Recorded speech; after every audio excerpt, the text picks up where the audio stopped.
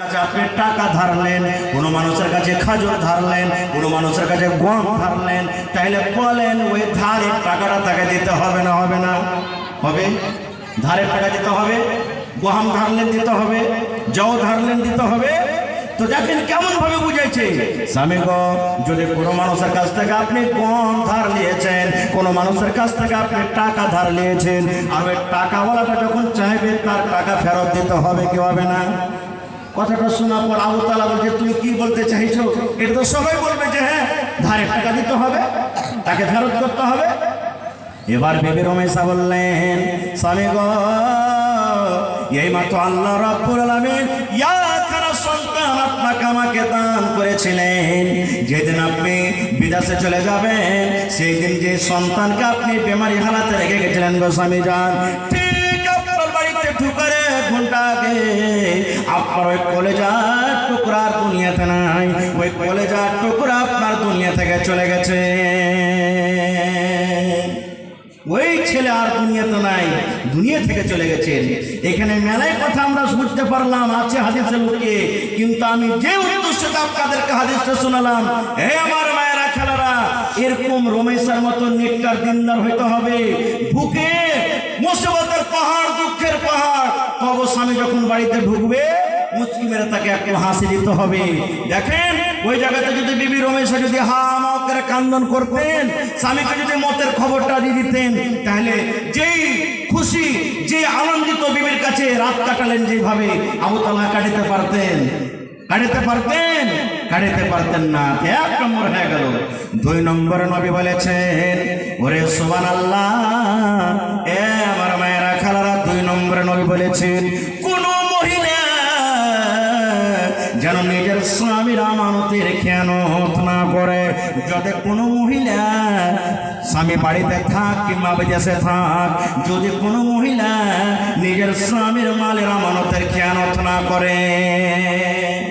আর একটা কথা বলে দি, এ পুরুষ ভাই, বাড়িতে স্ত্রী রেখে 3 বছর 4 বছর 5 বছরের মতন যে বনে চলেছেন খাটতে খাটতে যায় না, গুনাহ হয়ে যাবে, পাপ হয়ে যাবে। কত ভাই দেখবেন বিয়ে করে নিলে এই বাড়িতে রেখে দিলে, আর 3 বছর 4 বছর মাঠে ময়দানে বিদেশে পড়ে আছে। স্ত্রীটাকে কে দেখবে আপনার? কে কাপড় দেবে? শুধু কাপড় কিনতে আসে না মহিলারা, কত বিচারে আপনারা দেখেন না? বিচার যখন হয়, স্বামী স্ত্রী যখন দেখবেন ঝগড়া বিচার হয়, হয়তো স্বামীটার কোমরে বল নাই, ওই স্ত্রীর কাছে কিছু করতে পারে না, বিচারে ডাইরেক্ট দেখবেন শুনবেন, ওর কি আমি মুখ দেখে ভাত খাবো? বলছে কে? বলে না। ওই পুরুষকে বলবো স্ত্রী বাড়িতে রেখে 3 বছর 4 বছর পর মতন চলে যান না। আল্লাহ নবীর সাহাবী উমর রাদিয়াল্লাহু তাআলা যখন রাজা হয়েছে, রাতের বেলাতে একদিন ঘুরছেন, কোন বাড়িতে কে মুসিবত আছে, কে খেতে পেয়েছে, কে কাঁদছে, কে বেমারিতে আছে, খবর নিচ্ছেন। রাস্তা দিয়ে হাঁটছেন, হাঁটতে হাঁটতে সুবহানাল্লাহ, এখন বাড়ি থেকে খবর আসছে, একটা মহিলা বলছেন আফসোস করে, আল্লাহ রে, আজকে আমার স্বামীর যাওয়া কতদিন হয়ে গেল, আমার স্বামী বাড়িতে নাই, আমি একা একা বিছানায় আছি। আল্লাহ, যদি আজ আমার স্বামী বাড়ির ভিতরে থাকতো, তাহলে আজকে আমি খাটখানাকে আমি কাঁপিয়ে দিতাম, এই খাটখানাকে আমি কাঁপিয়ে দিতাম, এই পালনকে আমি ঝুলিয়ে দিতাম যদি আমার স্বামী বাড়িতে থাকতো। যেমন উমর রাদিয়াল্লাহু তাআলা কথাটা শুনলেন, শোনার পর ডাইরেক্ট নিজের বেটি হাফসা, নবীজি একজন স্ত্রী হলেন উমর রাদিয়াল্লাহু তাআলার বেটি, উমর নিজের বেটি হাফসার কামরাতে রুমে চলে গেলেন। যাওয়ার পর বেটিকে ফতোয়া জিজ্ঞাসা করেছেন, বেটি একটা কথা বলো তো মা। বলছে কি আপু? বলছে যে মহিলার বিবাহ হয়ে গেছে সেই মহিলা নিজের স্বামী ছাড়া কতদিন বাড়িতে থাকতে পারে না মা, একটু ফতোয়াটা দাও তো। স্বামী বিয়ে করে বিদেশে চলে গেছে, নিজের স্ত্রীকে ছেড়ে কতদিন বাইরে থাকতে পারে? এবার যখন কথাটা বলা, হাফসা রাদিয়াল্লাহু তাআলা আনহা বললেন, আব্বা গো, একটা বিহাদারি মেয়ে ছেলে বাড়িতে থাকবে, নিজের স্বামীটা বিদেশে থাকবে, 4 মাস থেকে যেন বেশি না থাকে, যত বেশি থাকবে 4 মাস থাকবে, 4 মাস বাড়িতে থাকবে। যেমন কথাটা বলা, ভাইরা তোমার রাদিয়াল্লাহু তাআলা আনহু সাথে সাথে চিঠি লিখে দিলেন, একজন সাহাবীকে বললেন, সাহাবী রে, তাড়াতাড়ি করে তুমি চলে যাও জিহাদে বিয়ে করেছো, যাদের বিয়ে হয়েছে আর বাড়িতে স্ত্রী রেখে এসেছো, যাদের বাড়ি থেকে ছাড়া 4 মাস হয়ে গেল, তোমরা তাড়াতাড়ি করে জিহাদের ময়দান ছেড়ে তোমরা বাড়িতে বিবির কাজে চলে যাও। নারে তাকবীর! ভাই মুসলমান, তাহলে একটা কথা কিন্তু আরো বলে দিই, স্বামী স্ত্রীর মধ্যে যদি মিল থাকে, স্ত্রীটা যদি খুশিতে নিজের স্বামীকে বলে, স্বামী গো যাও, তুমি পড়িতে যাও, খাটতে যাও, আমার দ্বারা থেকে কোনো ভুল হবে না, আমার কোনো আফসোস থাকবে না, আমার দ্বারা থেকে তোমার পরে কোনো দাবি ধাক্কা থাকবে না, আমি একবারে ভালোভাবে ইমানদার নিকার হয়ে থাকবো, আমি আপনার আমার তার খেয়ানত করবো না, খুশি মনে আপনাকে বিদায় করছি, তাহলে কোনো সমস্যা নেই, কোনো গুনাহ নেই। কিন্তু বিনা স্ত্রীর অনুমতিতে 4 মাস থেকে বেশি কোনো পুরুষ থাকবে না। যেমনই 4 মাস হবে, তাকে আরো বাড়ির বাইরে থাকতে গেলে বাড়িতে আইছেন, একটু হাজির লাগিয়ে দেন, ঘুরে ফিরে আবার বিদেশে চলে যান। ভাই বলার অনেক কথা আছে, তবে আর 2 মিনিটের জন্য একটা হাদিস আপনাদেরকে বলি। এই মায়েরা খালারা, কেমন করে আপনাকে নিজের সারাঙ্গার হেফাজত করতে হবে। আল্লাহ রাসূল বলেছেন, এক জামানাতে, বানি ইসরায়েলের জামানাতে 3 জন লোক ছিলেন, রাস্তা দিয়ে হাঁটতে হাঁটতে হাঁটতে হঠাৎ তুফান চালু হয়ে গেল, মেঘ চালু হয়ে গেল। এবার বলেন, রাস্তা দিয়ে আপনি হাঁটছেন, ঝড় বৃষ্টি হতে লাগলে আপনি লুকাবেন না, লুকাবেন না কোনো জায়গাতে? হানা বলেন, লুকাবেন না, লুকাবেন না? লুকাতে লাগবেন। এবার 3 জন লোক একটা গর্ততে গাড়ি লুকিয়ে গেলেন। যেমনই খালটাতে লুকা, ওপর থেকে একটা বড় পাথর করতে করতে করতে করতে এসে খালের মুখ বন্ধ হয়ে গেল। ইয়ারা 3 জন বলছে, হারে ভাই কি হইলো? জান বাঁচাবো বলে গর্ততে ঢুকলাম, আর ওপর থেকে পাথর যে চেপে গেল, আসমান দেখতে পাই না, বাইরের লোককে দেখতে পাই না, এখানে তো কবর হয়ে যাবে, কি করবো আল্লাহ, কেমন করে বাঁচবো? তখন বলছে যে ধাক্কা দে তো। 3 জনে পাথরটাকে যদি ধাক্কা দিচ্ছে, ধাক্কা দিতে পারে না। এবার বলছে না, এরকম করে হবে না। 3 জনের মধ্যে আপসের মধ্যে কথা বলা বলি করছে, ভাই রে আর উপায় নেই রে ভাই, মরে যাবো, এখানে কবর হবে। একটা কাজ কর ভাই, জীবনে যদি তোরা কোনো আমল করে থাকিস, ভালো আমল, ওই আমলটা ইয়াকে বলা বলি কর, আর আল্লাহকে বল, আল্লাহ রে, আল্লাহ জি যদি এই আমলটা তোমাকে রাজি করার জন্য করে থাকি, আল্লাহ তুমি মুসিবত থেকে বাঁচিয়ে নাও। 3টা লোকের মধ্যে নিজের নিজের আমল বয়ান করতে লাগলো। একটা লোকের আমল আপনি আপনাদের সামনে বয়ান করছি। একজন বলছেন, ভাই আমার একটা চাচাতো বোন ছিল, খুবই সুন্দর দেখতে, আমার চাচাতো বোন খুবই সুন্দর দেখতে, আমি তাকে ভালোবাসতাম, প্যার মোহব্বত করতাম, কিন্তু ও আমাকে ভালোবাসত না। আমার ইচ্ছা ছিল একবার তার সাথে আমি জেনা করব, মনের আশাটা পুরা করব, কিন্তু আমার কোনোদিন কথা শুনে না। একদিনকার ঘটনা, আমার কাকাতো বোনটা মুসিবতে পড়ে গেছে, আইসা আমাকে বলছে, ভাই কিছু টাকা দিবে না ধার? এই দিয়ে দিব তোমাকে কিছুদিনের মধ্যে। আমি তখন বললাম, এই মোকাতে মোকা, তুই তো এতদিন আমার কথা শুনিসনি, এখন তোকে ফেরে ফেলবো। বলছে, হ্যাঁ টাকা তো তোকে দিব, কিন্তু একটা কথা শুনতে হবে। বলছে, কি? বলছে, তো ওইটাই যেটা তুই এতদিন শুনিসনি, একবার আমার কাছে তোকে থাকতে হবে। আর কি করবে? বলছে, আমার কাকাতো বোনটা মজবুর হয়ে গেল, যদি তার কথা না শুনছে তো টাকা পেয়ে, টাকা না পাইছে তো বাড়িতে মুসিবত, কেমন করে উদ্ধার হবে? সুবহানাল্লাহ। তখন বলছেন, ঠিক আছে আমি রাজি হয়ে গেলাম। দিন তারিখ ধার্য হয়ে গেল, লম্বা হাতে ছোট্ট করে বলছি, দিন তারিখ ধার্য হয়ে গেল, এত টাকা দিব, এত টাকা দেওয়ার পর, এত টাকা দেওয়ার পর সুবহানাল্লাহ রাজি হয়ে গেল। এবার সেই লোকটা বলছেন, গর্ততে পড়ে পড়ে টাকা আমি দিয়ে দিলাম, দিন তারিখ ধার্য হয়ে গেল।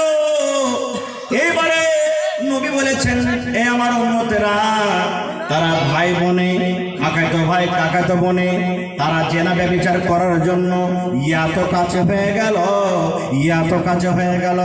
যেমন একটা স্বামী স্ত্রীর 4খানা জান, 4খানা পায়া এক জায়গাতে হয়ে যায়। স্বামী স্ত্রী যখন মিলন করে, পুরুষের দোকানটা পা, পুরুষের দোকানটা জান, আর স্ত্রীর দোকান পা, স্ত্রীর দোকান জান, যখন 4খানা এক জায়গাতে হয়ে যায়, এরকম ভাবে যখন কাছে হয়ে গেল, এখন তারা জেনা ব্যভিচার করবে। এরকম টাইমে তার চোখ দিয়ে ঝরঝর ঝরঝর করে পানি ঝরতে শুরু হয়েছে। এবার সে লোকটা বলছেন, আমি আমার কাকাতো বোনকে বললাম, বোন রে তুমি কেন কান্দো রে বোন? তোমার সাথে তো আমি জবরদস্তি করিনি, ইচ্ছা মতো তুমি টাকা দিয়ে রাজি হয়েছো, তুমি আমার সাথে জেনা করছো, কেন তুমি কান্দো? এইবারে আমার কাকাতো বোন কাঁদতে কাঁদতে বলছেন, ভাই রে আল্লাহকে দেখে ডরো রে ভাই, আল্লাহকে দেখে ভয় করো। দুনিয়ার কোন মানুষ দেখতে না পেতে গেল আমার আল্লাহ দেখছেন রে ভাই।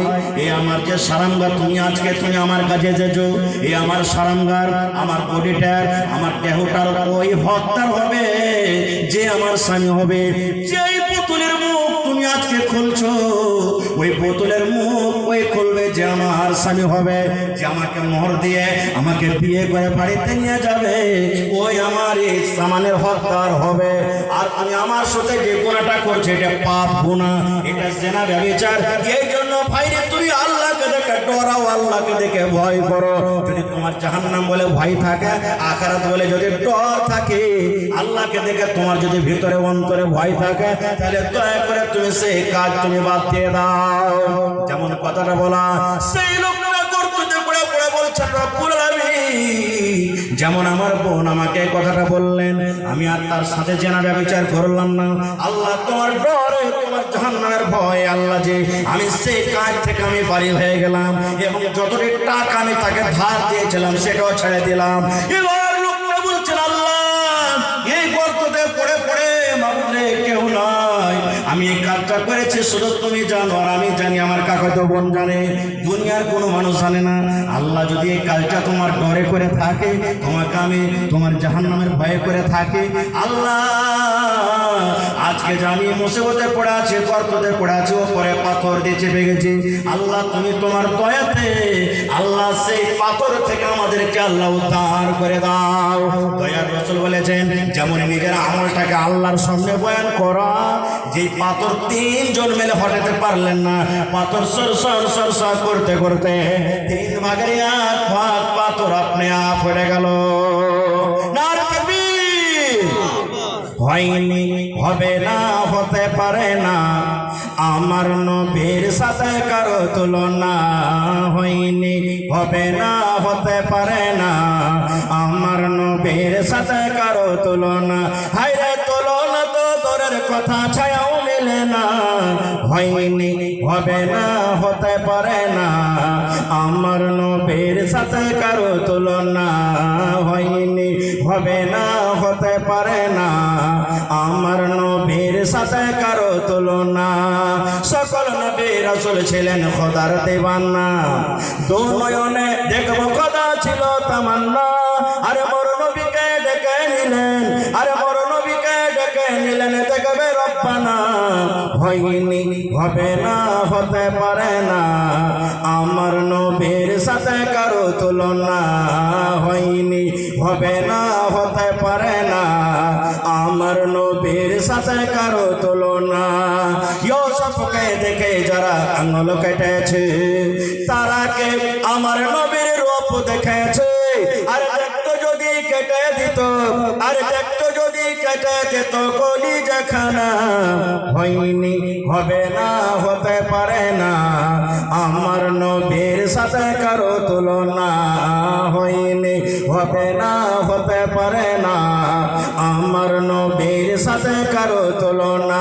হায়রে তুলনা তো দূরের কথা, ছায়াও মিলে না। হয়নি, হবে না, হতে পারে না, আমার নবীর সাথে কার তুলনা। নারে তাকবীর! ভাই